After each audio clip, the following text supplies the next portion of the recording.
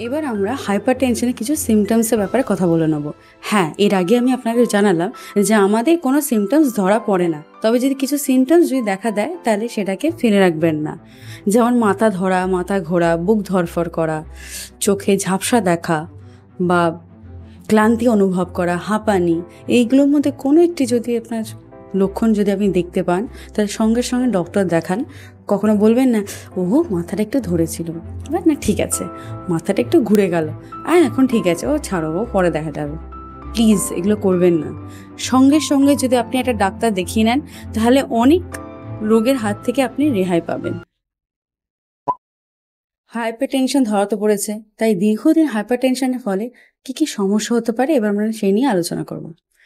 দেখুন, পৃথিবীতে না কেউ একা থাকতে চায় না, সে প্রাণীই হোক, মানুষই হোক বা রোগই হোক। হ্যাঁ, রোগ কিন্তু অনেক দিন হয়ে গেলে কিন্তু ভীষণ বোর ফিল করে আপনার শরীরের মধ্যে, তাই নিজের সঙ্গী সাথীদের নিয়ে আসে।